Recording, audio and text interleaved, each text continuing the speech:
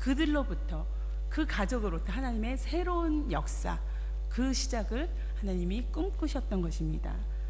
그 사람이 바로 노아였고, 노아는 은혜 받은 사람으로서 그 당대 의롭고 흠이 없는 사람이라고, 하나님과 동행했던 사람이라고, 함께 있었던 사람이라고 성경은 기록하고 있습니다. 그래서 노아는 하나님의 명령대로 방주를 만들었죠. 그리고 거기에 동물들을 다 태웠습니다.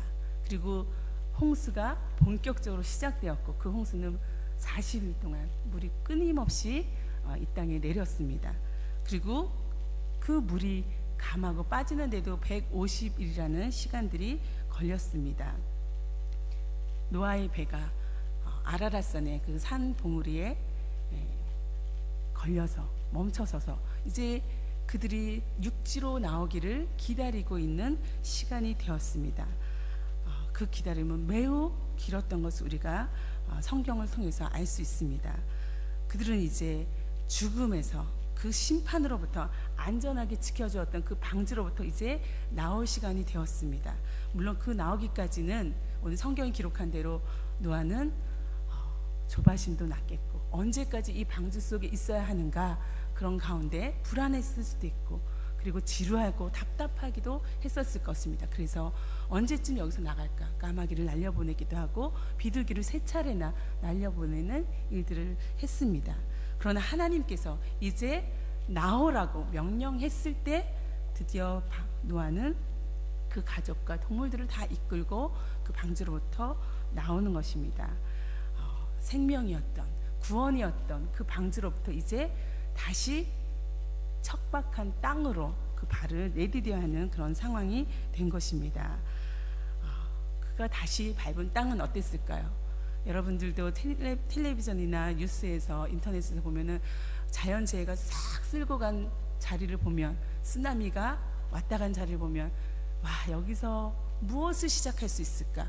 여기서 다시 일어날 수 있을까? 그런 생각이 들 만큼 정말 절박하고 완전히 절망 가운데 놓여져 있는 사람들의 모습을 보게 됩니다. 노아와 그 가족들은 그 이상이었을 것입니다. 아무것도 남아있지 않은 상태, 정말 무엇라도 주워와서 건져와서 다시 시작할 수 있는 그런 상황이 아닌 상황에서 오늘 노아가 행한 일들을 보게 됩니다. 노아가 제일 먼저 한 일은 말씀 읽은 대로 하나님 앞에 번제를 드리는 것이었습니다. 예배를 드리는 것이었습니다. 그것이 믿음의 사람의 행위였습니다. 하나님이 의인이라고 불렀던 사람의 태도였습니다.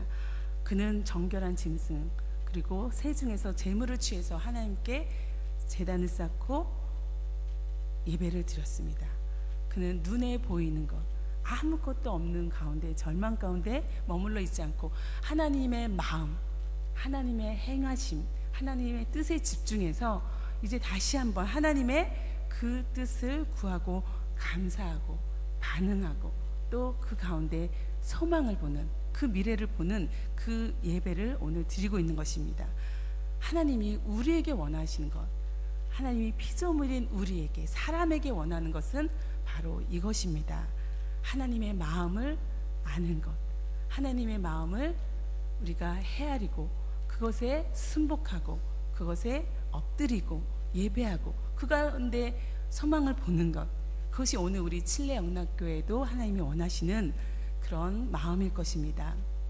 하나님께서 노아의 그 향긋한 번제물의 냄새를 맡으시고 다짐하셨습니다. 하나님께서 그 마음으로 이렇게 말씀하셨습니다. 오늘 본문은 다시 우리를 처음에 하나님의 마음, 인간이 정말 도무지 악할 뿐이구나, 그래서 근심하고 한탄하고 후회하셨던 그 마음에서 또 다른 하나님의 마음으로 우리를 이끌고 있는데, 21절에 보면 이렇게 기록되어 있습니다. 여호와께서 그 향기를 받으시고 그 중심에 이르시되 내가 다시는 사람으로 말미암아 땅을 저주하지 아니하리니 이는 사람의 마음이 계획하는 바가 어려서부터 악함이라. 내가 전에 행한 것 같이 모든 생물을 다시 멸하지 아니하리니 라고 기록되어 있습니다. 앞서 창세기 6장 5절에 그의 마음으로 생각하는 모든 계획이 항상 악할 뿐이라고 말씀해서 하셨던 그 내용이 여기서도 비슷하게 반복되고 있습니다. 사람의 마음이 계획하는 바가 어려서부터 악함이라라고 여전히 하나님은 인간의 악함, 인간의 마음, 인간의 상태를 그대로 보고 있습니다. 대심판이 있었고 그리고 모든 것들을 쓸어버렸지만 인간의 그 죄성, 인간이 갖고 있는 그 근본적인 것에서는 변하지 않는 그것을 하나님이 보신 것입니다.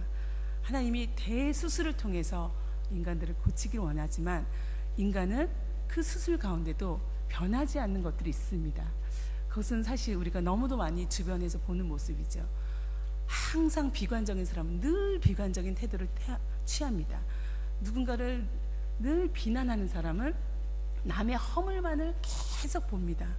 또 정말 교만한 사람은 끊임없이 교만한 태도를 계속 행하는 것을 봅니다. 우리가 하나님을 알고 그리스도인이라고 고백함에도 불구하고 변하지 않는 내 그 근본의 뿌리들은 참 어쩔 수 없구나. 그래서 정말 한숨이 나올 때가 있습니다. 그것이 우리 주변의 모습만이 아니라 나의 모습인 것입니다. 내 안에서 그런 모습들을 날마다 발견하게 되는 것입니다. 그런데 하나님께서 그런 인간들을 보시면서 이전에는 심판으로 모든 것을 쓸어버리시려고 했지만 이제 하나님은 새로운 다짐으로 나갑니다.